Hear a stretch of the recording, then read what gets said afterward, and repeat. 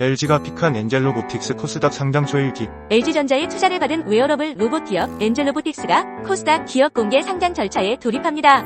엔젤 로보틱스는 상장을 통해 확보한 자금을 연구, 개발과 해외 시장 진출 등에 활용할 계획입니다. 엔젤 로보틱스는 최근 증권 신고서를 제출하고 코스닥 공모 절차에 돌입했습니다. 총 160만 주를 공모합니다. 엔젤 로보틱스는 2017년 2월 설립된 웨어러블 로봇 전문 기업입니다. 보행재활 산업안전, 일상보조, 로봇 부품과 관련된 사업을 영위하고 있습니다. 엔젤 로보틱스의 주요 주주를 살펴보면 익숙한 회사를 발견할 수 있습니다.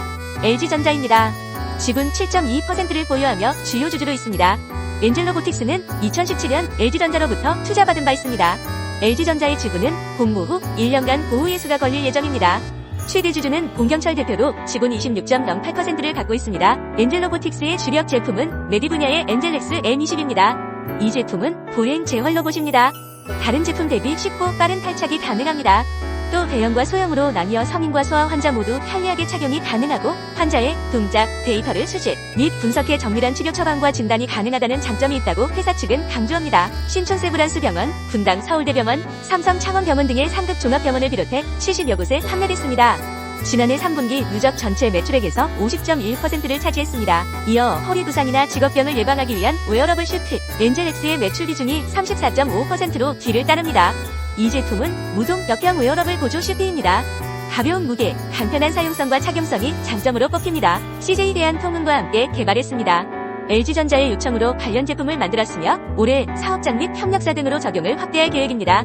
이 밖에 일상보조 제품이나 로봇 부품 부분은 차지하는 비중이 미미합니다. 엔젤 로보틱스는 기술 특례 상장을 통해 코스닥 시장에 입성할 예정입니다. 기술 특례 상장은 기술력은 우수하지만 재무 요건을 충족하지 못한 혁신 기업이 코스닥에 상장할 수 있도록 한 제도입니다. 즉, 엔젤 로보틱스도 현재는 적자라는 것이죠. 회사가 상장한 후 실제 실적을 거둘 수 있을지가 관건입니다. 엔젤 로보틱스는 지난해 3분기 누적 기준 매출액 37억 원을 기록했습니다. 전년 동기 대비 226.32% 증가입니다. 2020년 매출액이 1억 원이었던 것을 고려하면 빠르게 실적이 증가하고 있는 것이죠. 영업이익은 적자에서 벗어나지 못하고 있습니다. 실적이 적자인 만큼 주관사인 NH투자증권은 미래 예상 실적치를 통해 희망 공모가를 선정했습니다. 회사와 주관사가 전망한 흑자 전환 시점은 2025년입니다. 하지만 2026년 예상 실적을 기반으로 공모가를 설정했습니다.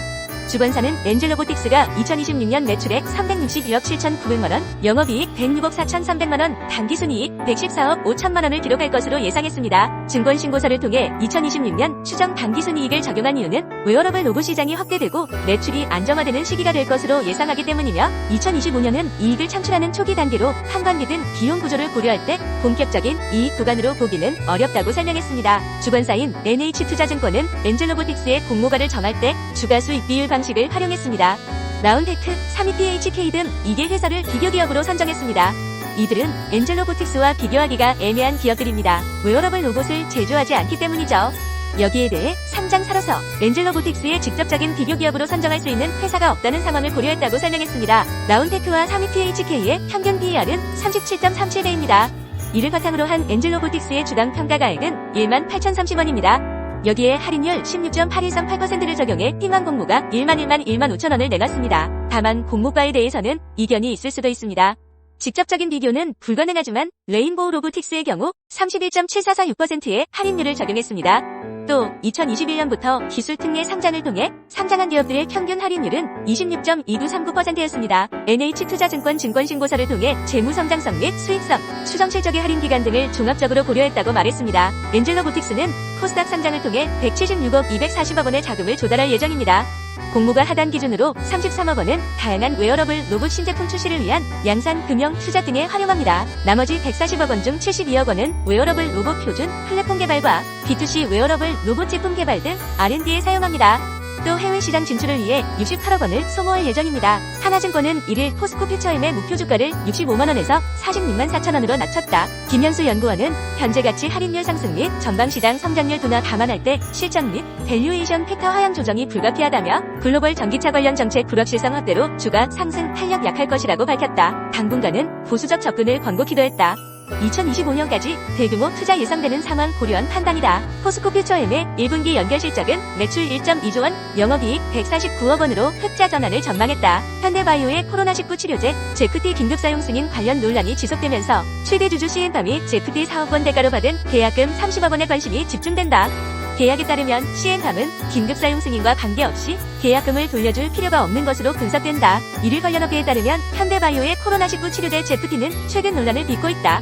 현대바이오가 지난해 4월 제프티의 임상 이상을 마치고 식품의약품안전처에 긴급 사용 승인을 신청했지만 식약처가 이를 불허했기 때문이다. 현대바이오 측은 질병관리청에 특별법상 임상 2, 3상이 결합된 긴급 사용 승인을 위한 통합 임상 시험을 식약처의 요청에 따라 진행했는데 임상을 마치고 긴급 사용 승인을 신청하자 식약처가 말을 바꿨다고 주장한다. 반면 식약처는 제프티 임상이 긴급 사용 승인을 위한 임상이 아니라는 입장이다. 특히 현대바이오 측의 공지 내용을 보면 임상 내용 중 유효성 평가 부문에서 입장이 엇갈리는 것으로 추정된다. 현대바이오는 임상 이상 1차 유효성 지표로 제프티 투약 후 코로나19 환자의 12가지 증상이 개선되는데 소요된 기간을 평가했다. 먼저 제프티 300mg를 투여하는 시험분을 450mg를 투여하는 시험분이 위약을 투여하는 시험분3으로 나눈 후 임상을 진행했다. 여기서 위약을 투약한 시험분일은 평균 9일, 시험분일은 12.25일, 시험분3은 13일로 증상이 개선됐다. 위약을 투약한 시험분보다 제프티를 투약한 시험분이 더 빨리 증상이 개선되긴 했지만 약을 더 많이 투약한 시험분의 증상이 더 늦게 개선된 것이다. 용량 일준성이 나타나지 않은 셈이다. 이에 대해 현대바이오 측은 제프티에 포함된 산화 마그네슘 부작용 때문에 제프티 고용량 시험분에서 12가지 증상 개선이 지연됐다고 설명했다. 다만 산화 마그네슘 부작용과 무관한 발열, 두통, 인후통 등 3가지 증상은 고용량분에서 통계적으로 유의하게 개선됐기 때문에 문제가 없다는 입장이다. 오상기 현대바이오 대표는 최근 한 언론 인터뷰에서 늦어도 6월달까지는 제프티 긴급 사용 승인에 대한 대체적인 윤곽이 나올 것이라고 밝혔다. 이처럼 현대바이오는 중대 기로에 서 있지만 최대 주주인 CN팜은 제프티 시판 여부와 무관하게 이미 계약금 30억 원을 수취한 것으로 확인된다. 금융감독원 전자공시에 따르면 현대바이오는 2021년 5월 28일 최대 주주인 CN팜과 코로나19 치료제 공동개발에 관한 협약을 체결하고 코로나19 치료제 사업원을 사들였다. 전체 금액을 공개하지 않았으나 계약금으로만 30억 원을 CN팜에게 지급했다. 계약금은 제프티의 임상 1상이 실패할 경우 반납하는 구조다. 현대바이오는 2022년 2월 제프티 임상 1상을 마치고 안정성과 생체 이용률을 입증했다며 사실상 임상 성공을 발표했다. 이후 지난해 4월 임상 2상까지 끝마쳤다. 계약 내용에 따르면 이번 긴급 사용 승인이 되지 않더라도 CN팜은 현대바이오에 30억 원을 돌려줄 필요가 없다. 하지만 현대바이오 입장에서는 시판이 늦어질 경우 코로나19가 사라져 제프티의 상업 가치가 줄어들 우려가 있다. 여차하면 계약금 30억 원만큼의 매출도 장담하기 힘든 상황이다. 이에 계약금 반환 여부에 대해 현대바이오 측에 수차례 문의했지만 답변하지 않았다. 한국투자증권은 1일 하나금융지주의 4분기 지배순이익에 대해 한국투자증권 추정치를 20%, 컨센서스를 13% 하회했다고 밝혔다. IB 평가 손실 2,670억 원 등 비이자 이익이 부진한 결과다. 앞서 금융당국은 은행권에 대해 비이자 이익 확대를 주문한 바 있다. 백두산 연구원은 은행의 분기임은 1.52%로 전분기 대비 5bp 하락했다며 그룹 분기 대손율은 0.30%로 전분기 대비 13bp, 전년 동기 대비 32bp 하락했다. 보수적 충당금 적립 기조는 이어갔으나 경상 충당금 적립 규모가 안정적인 가운데 일부 한입도 발생한 영향이라고 설명했다. 2023년 배당 성향은 28.4%로 전년 대비 0.9%p 개선됐다. 당초 예상을 상회하는 3천억 원 규모 자사주 매입 및 소각 발표도 있었다. 이에 주주 환원율은 전년 대비 5%대로 개선됐다는 것이 한국투자증권의 설명이다.